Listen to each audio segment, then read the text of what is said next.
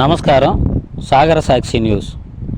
ఆంధ్రప్రదేశ్ రాష్ట్ర ముఖ్యమంత్రి Nara Chandrababu Naidu, deputy CM Pawan Kalyan నాయకత్వంలో ప్రతిష్టాత్మకంగా ప్రారంభించిన B4 బంగారు కుటుంబం కార్యక్రమంలో ప్రతి ఒక్కరూ భాగస్వాములు అవ్వాలని కాకినాడ రూరల్ శాసనసభ్యులు పంతం నానాజీ పిలుపునిచ్చారు.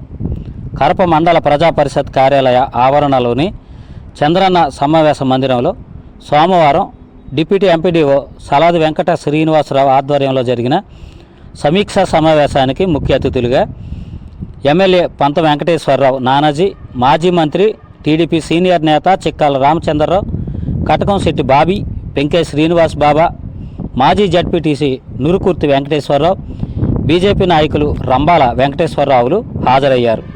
ఈ సందర్భంగా డిప్యూటీ ఎంపీడీఓ సలాది వెంకట శ్రీనివాసరావు మాట్లాడుతూ కరప మండలంలో 3095 బంగారు కుటుంబాలు గుర్తించబడ్డాయని, వాటిని ముందుకు నడిపించేందుకు 1595 మార్గదర్శకాలు అవసరమని తెలిపారు. ఎంఈఓ బుల్లి కృష్ణవేణి మాట్లాడుతూ ఉపాధ్యాయులు, ఉద్యోగులు 60 కుటుంబాలను దత్తత తీసుకున్నారని పేర్కొన్నారు. సమావేశంలో గ్రామ నాయకుల అభిప్రాయాలను ఈ సందర్భంగా సేకరించారు. ఈ సందర్భంగా ఎమ్మెల్యే నానాజీ మాట్లాడుతూ పేదరిక నిర్మూలనకు పబ్లిక్, ప్రైవేట్, ప్రజల భాగస్వామ్యంతో పనిచేయాల్సిన అవసరం ఉందన్నారు. అర్హత కలిగిన కుటుంబాలను దత్తత తీసుకుని వాటిని అభివృద్ధి పరిచేందుకు పారిశ్రామికవేత్తలు, ఉద్యోగులు, వ్యాపారవేత్తలు ముందుకు రావాలన్నారు. అనంతరం వలసపాకల జగనన్న కాలనీ వాసులు ఎమ్మెల్యే పంతం నానాజీని కలిసి కాలనీ రోడ్లు సరిగ్గా లేవని, విద్యార్థులు పాఠశాలకు వెళ్ళడానికి చాలా ఇబ్బంది పడుతున్నారని, కాలనీ ప్రజలు బయటకు రావాలంటే చాలా ఇబ్బందిగా ఉందని విన్నవించారు. దానికి ఎమ్మెల్యే పంతం నానాజీ మాట్లాడుతూ అధికారులతో చర్చించి తక్షణమే సమస్య పరిష్కారానికి కృషి చేస్తామని హామీ ఇచ్చారు.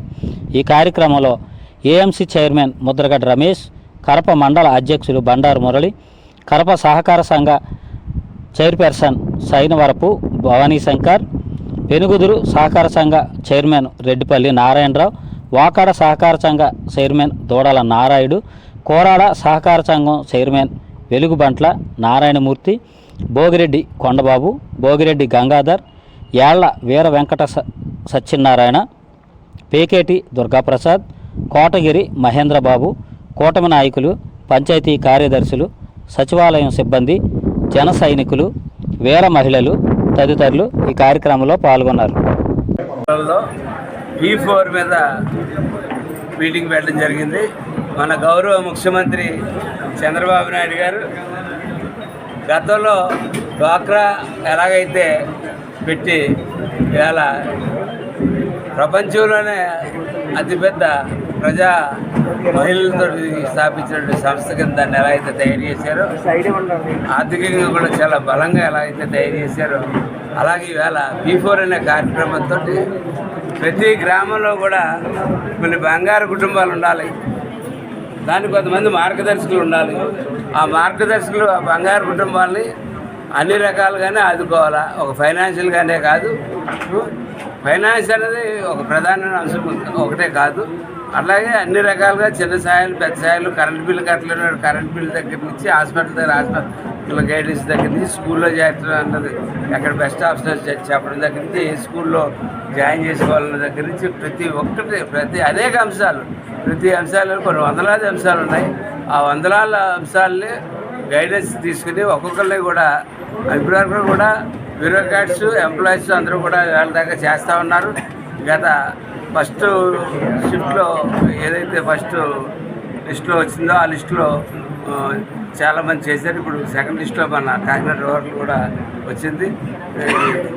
మొట్టమొదటిసారిగా B4 స్టార్ట్ అయిన తర్వాత బ్యూరోక్రాట్స్, ఎంప్లాయీస్ తర్వాత మొట్టమొదటిగా రాజకీయంగా పెట్టింది కాకినాడ రూరల్ కాన్స్టిట్యూన్సీలో. మొన్న కాకినాడ రూరల్లో పెట్టడం జరిగింది, ఇవాళ కర్మండలో పెట్టడం జరుగుతూ ఉంది. ఎందుకంటే మోటివేట్ చేసి ఏ కళలు అయితే ఆయన కంటా ఉన్నాడో అది కళల కింద నిలుపుకోకుండా నిజంగా ఫీల్డ్లో జరగాలన్నటువంటి ఒక ధ్యేయంగా మనం తీసుకుని పవన్ కళ్యాణ్ గారి యొక్క ఆశయాన్ని, ఎందుకంటే జనసేన పార్టీలో ఆల్రెడీ ఇది ఒక సేవా సంస్థ అంటే ఒకసారి కళ్యాణ్ గారు అన్నారు, నానాజీ నువ్వు సేవా సంస్థ క్లోజ్ చేస్తాం, పొలిటికల్ పార్టీ ఆల్సో మీటింగ్లో చెప్తూ ఉంటే ఆయన అన్నారు. ఖచ్చితంగా ఆయన రెన్యూ చేశాడు. రెన్యూ చేసి వేళ ఒక ఉన్నతమైన ఆయన కూర్చున్న కుర్చీ కన్నా సరే గొప్ప గౌరవం దేశవ్యాప్తంగా ఆయన పొందుతూ ఉన్నాడు. అది ఆ స్థాయికి ఈ పార్టీని తీసుకెళ్ళి అంటే చిన్న అవహేళన చేసిన వాళ్ళందరూ కూడా నివ్వరపోయి వాళ్ళు చూస్తున్న పరిస్థితి. అలాగే ఈ P4 ఎప్పుడైతే ముఖ్యమంత్రి చెప్పారో నేను కొన్ని వార్తాపత్రికల్లో ఛానల్లో చూశాను. కొంచెం అవహేళనగా చేతగాక ఇటువంటి పెడతా ఉన్నాడు అని చెప్తున్నారు. మాకు చేతగాంతాను మీరు 10 లక్షల కోట్ల రూపాయల అప్పులు 85 లక్షల టన్నుల చెత్త వదిలిసిపోయిన సన్నాసులు మీరు ఒక మంచి భవిష్యత్తు ప్రజలకు ఇద్దామని ఇవాళ చంద్రబాబు నాయుడు గారు ముందుకు వచ్చినప్పుడు ఆ కార్యక్రమానికి మేము అందరూ ఖచ్చితంగా మద్దతుగా ఉండి ఈవేళ స్టేట్లో మొట్టమొదటి స్థానం కాకినాడ రూరల్ వచ్చేటట్టు కృషి చేస్తామని తెలియజేస్తే సెలవు తీసుకుంటాం. మరిన్ని న్యూస్ అప్డేట్ కోసం మా సాగర సాక్షి ఛానల్ను సబ్స్క్రైబ్ చేయండి, లైక్ చేయండి, షేర్ చేయండి.